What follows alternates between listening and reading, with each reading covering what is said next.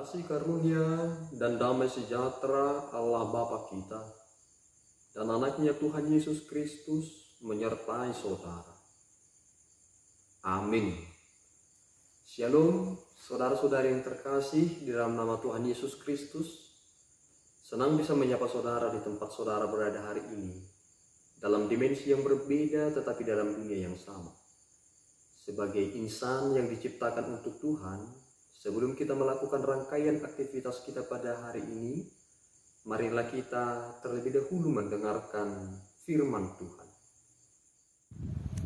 Shalom, damang dohot dainang, sudehita dongan saha porseaon nama kaporseai Tuhatta Yesus Kristus. Barita nauli di hita sadarion hari Rabu tanggal 21 Juli tahun 2021. Ima natar surat di surat ni Apostol Paulus madapoton huria Efesus di bidu sada di ayat na 10. Songonon ma didok disih. Di patiur mamata ni rohamuna asa di botohamu rumang ni arta sihirimon sian pajonai rodi surung ni hasangapon sitianon ni akka nabadiai ido sahatna mau liate. Saudara-saudara yang terkasih di dalam nama Tuhan Yesus Kristus, terkadang kita saat menilai sesuatu terlebih dahulu mempergunakan apa yang kita pikirkan tentangnya tanpa memahami dan mengerti seluk-beluk yang terjadi tentang hal yang dimaksud. Akibatnya, karena pengenalan dengan prinsip yang demikian, menjadikan seseorang sering sekali mempergunakan prasangka sebagai kesimpulan.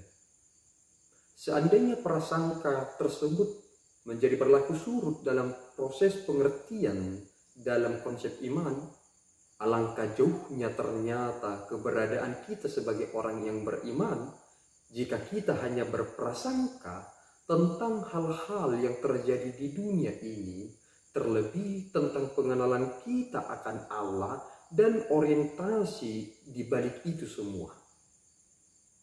Perlu sekali pengertian yang benar dalam pemahaman akan Allah, sehingga Rasul Paulus dalam doanya meminta kepada Allah supaya Allah memberikan kepada jemaat yang berada di Efesus roh kebenaran dan wahyu untuk mengenal Dia dengan benar. Mengapa sangat perlu pengenalan akan Allah yang benar? Karena ternyata inilah yang sangat penting dalam proses beriman.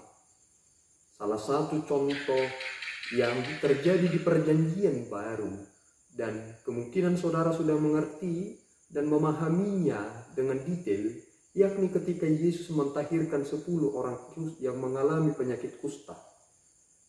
10 di antara mereka sembuh di tengah jalan, tetapi hanya 1 yang kembali kepada Kristus dan menyembah di bawah kakinya. Artinya apa? Orang banyak sekali mengerti dan paham tentang konsep-konsep dalam beragama. Tetapi penafsiran yang benarlah yang membawa seseorang dengan benar kepada Kristus. Inilah yang Paulus sampaikan kepada jemaat di Efesus.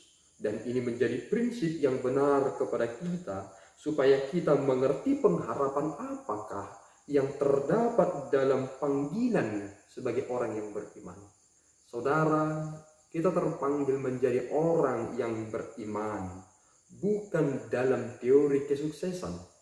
Terlebih jika saudara atau orang lain mempergunakan praduga dalam konsep tersebut.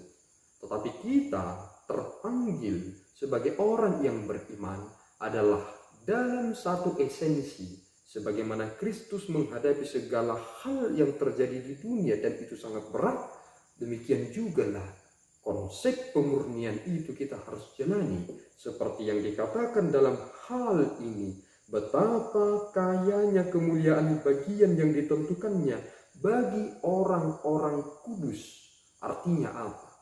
Menjadi kudus adalah panggilan, bukan hanya menjadi orang yang baik. Sehingga saudara yang terkasih di dalam nama Tuhan Yesus Kristus, milikilah pengenalan akan Allah yang benar, sehingga itu akan mempengaruhi hidup saudara. Jangan jadikan pengertian yang liar tentang beragama, sehingga ada iming-iming kesuksesan yang sering sekali kita masukkan dalam pengertian itu. Menjadi pengikut Kristus adalah suatu hal yang sangat istimewa. Baik dalam penderitaan, itu menjadi hal yang istimewa. Berjalanlah dalam ketetapan yang telah Tuhan tetapkan bagi saudara. Betapa kayanya kemuliaan yang akan Tuhan tunjukkan kepada orang-orang kudus. Kristuslah yang menjadi kepala, jangan kita. Jika Kristus sudah menjadi kepala, maka kita harus mengikut Dia, dan itu menjadi keputusan kita. Apapun yang terjadi di dunia saat ini, jangan bergeser dari prinsip sebagai orang yang telah mengenal Allah. Sehingga ketika kita berpegang teguh dalam prinsip ini, kita akan berdiri dalam cinta yang sama meskipun dunia berubah. Amin. Kita berdoa. Ya Allah Tuhan kami bersyukur atas berkat-Mu yang memelihara hidup kami. Berikanlah Tuhan roh hikmat dan wahyu daripada Allah, sehingga kami mengenal Engkau dengan benar, yang memposisikan diri kami sesuai dengan kehendak-Mu. Berkati seluruh kami ya Tuhan, sehingga Engkau semakin dimuliakan dalam setiap hal yang kami lakukan. Dalam Kristus Yesus kami berdoa dan mengucap syukur.